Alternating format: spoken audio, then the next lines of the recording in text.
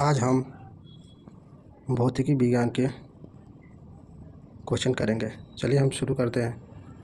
हमारा आज का पहला क्वेश्चन है, डेसिबल किसके नापने के लिए उपयोग में लाया जाता है। कह रहा है कि डेसिबल किसके लिए नापा जाता है। याद रखिएगा, डेसिबल होता है वातावरण में ध्वनि को नापने के लिए क्या किया जाता है, प्रयोग किया जाता है। उसके बाद कह रहा है यंग प्रतिस्थापना गुणांक का एसआई मात्रक क्या होता है। कह रहा है कि यंग गुणात्मक का एसआई मात्रक क्या होता है, तो याद रखिएगा न्यूटन होता है। क्या होता है, न्यूटन होता है। उसके बाद कह रहा है मात्रकों की अंतर्राष्ट्रीय पद्धति कब लागू होता है। कह रहा है कि मात्रकों की अंतर्राष्ट्रीय पद्धति कब लागू होता है, तो याद रखिएगा 1971 में लागू हुआ था। कब लागू हुआ था, तो 1971 में क्या होता लागू हुआ था। उसके बाद कह रहा है खाद्य ऊर्जा को किस इकाई में मापा जाता है। जो खाद्य ऊर्जा होता है वो हम किस इकाई में नापते हैं, तो याद रखिएगा जो खाद्य ऊर्जा होता है उसके हम कैलोरी के रूप में नापते हैं। किस रूप में, तो कैलोरी में नापते हैं। ठीक। कह रहा है विद्युत मात्रा की इकाई होती है। विद्युत मात्रा की इकाई क्या होती है जी, तो याद रखिएगा विद्युत मात्रा की इकाई एम्पियर होती है। क्या होती है, तो एम्पियर होती है। क्या होती है, तो एम्पियर होती है। कह रहा है एसआई पद्धति में लेंस की शक्ति का इकाई क्या है, तो क्या कर याद रखिएगा कि एसआई पद्धति जो लेंस की शक्ति होती है वो डायोप्टर होती है। क्या होती है, डायोप्टर होती है। उसके बाद कह रहा है उसका कैंडेला का मात्रक होता है। याद रखिए जो कैंडेला होता है उसका मात्रक क्या होता है, तो कैंडेला का मात्रक ज्योति तीव्रता होता है। क्या होता है, कैंडेला का मात्रक क्या होता है, तो ज्योति तीव्रता होता है। अब कह रहा है कि जूल इकाई है। किसका जूल इकाई है जी, तो याद रखिए ऊर्जा का जूल इकाई किसका है, तो ऊर्जा का है।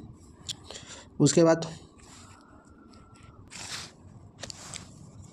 कह रहा है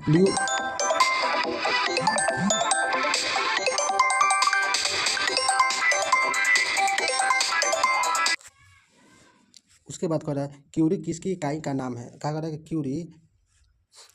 क्यूरी किसकी इकाई का नाम है, तो कह रहा है रेडियो एक्टर धार्मिकता का है। ठीक ना, क्या है, तो रेडियो एक्टर धार्मिकता का। उसके बाद कह रहा है दाब का मात्रक क्या होता है। दाब का मात्रक याद रखिएगा तो पास्कल होता है। क्या होता है, दाब का मात्रक पास्कल होता है। उसके बाद कह रहा है कार्य का मात्रक होता है, तो याद रखिएगा कार्य का मात्रक जूल होता है। क्या होता है, तो कार्य का मात्रक क्या होता है, जूल होता है।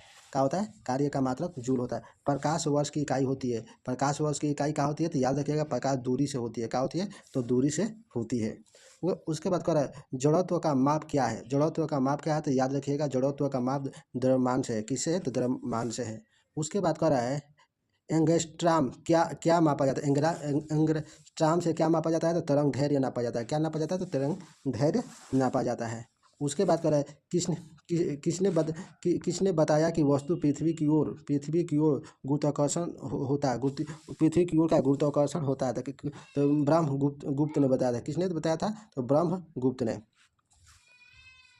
उसके बाद का दोलन करने वाली घड़ी को पृथ्वी से चंद्रमा पर ले जाया जाए तो घड़ी होगी क्या होगी, सुस्त हो जाएगी। जब कोई भी घड़ी को पृथ्वी से चंद्रमा पर ले जाने पर घड़ी में क्या होगी, गति थोड़ा सुस्त हो जाएगी। उसके बाद कह रहा है प्रकाश को वोल्टेज सेल से क्या करेगा, प्रकाश के वोल्टेज सेल से सौर ऊर्जा को रूपांतर करता है। किसमें करता है जी, प्रकाशीय ऊर्जा में करता है। किसमें करता है, तो प्रकाशीय ऊर्जा में करता है।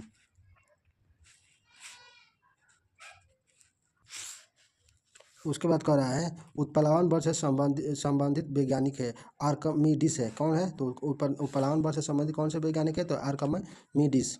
और क्या जल पृथ्वी पर लोहे के टुकड़े के न तैरने के कारण क्या है। कह रहा है कि जो जल में होता है लोहे के टुकड़े को क्या होता है, नहीं तैर पाता है। तो इसका क्या कारण है, तो जल का भार लोहे से कम होना है।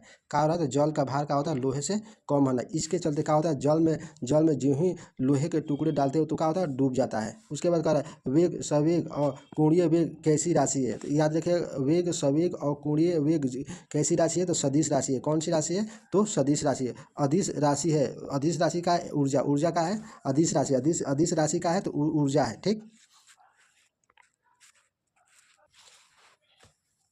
कह रहा है बल गुणनफल है। किसका गुणनफल होता है, तो द्रव्यमान और त्वरण का क्या होता है, गुणनफल होता है। ठीक, याद रखिएगा। तो बल किसका गुणनफल होता है, द्रव्यमान और त्वरण का गुणनफल होता है। उसके बाद जब कोई भी व्यक्ति चंद्रमा पर जाता है तो उसका भार क्या होता है। याद रखिए कोई भी व्यक्ति अगर चंद्रमा पर जाता है तो उसका भार क्या हो जाता है, घट जाता है।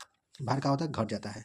जब कोई व्यक्ति चंद्रमा पर क्या होता है, जब कोई व्यक्ति चंद्रमा पर जाता है भार का घट जाता है। जब कोई भी व्यक्ति चंद्रमा पर जाता है तो मात्रा अपरिवर्तित, उसका द्रव्यमान का होता है अपरिवर्तित रहता है। याद रखिएगा, अभी भी हमेशा परीक्षा में पूछता है। कह रहा है न्यूटन के पहले नियम को कहते हैं। न्यूटन के पहले नियम को क्या कहते हैं जी? याद रखिएगा, न्यूटन के पहले ने जड़त्व का नियम कहते हैं। क्या कहते हैं? न्यूटन के पहले नियम को जड़त्व के नियम कहते हैं। पार्सेक है, पार्सेक किसकी इकाई है जी? तो पार्सेक याद रखिएगा दूरी का इकाई है। क्या जी? तो पार्सेक किसकी इकाई है? तो पार्सेक दूरी की इकाई है। कह रहा है वायुमंडल के बादलों के तैरने का कारण क्या है? याद रखिएगा, जो वायुमंडल में बादल तैरते हैं इसके कारण क्या आता है? घनत्व है। इसका कारण क्या है? तो घनत्व। कह रहा है समुद्र में पलायन करते हुए आइस वर्ग का कितना भाग समुद्र की सतह से ऊपर होता है? जो बर्फ होता है कितना भाग समुद्र से ऊपर सतह से ऊपर रहता है? तो याद रखिएगा 1/10वां भाग का होता है समुद्र से ऊपर रहता है। 1/10वां भाग का होता है समुद्र से ऊपर रहता है। 1/10वां भाग। उसके बाद कह रहा है जब कोई भी नाव नदी से समुद्र में प्रवेश करती है तो थोड़ी ऊपर की ओर उठ जाती है। क्या होती है? जब कोई भी नाव क्या होता है नदी में प्रवेश करती है तो क्या होता है? थोड़ा ऊपर की तरफ क्या होती है? उठ जाती है। धन्यवाद।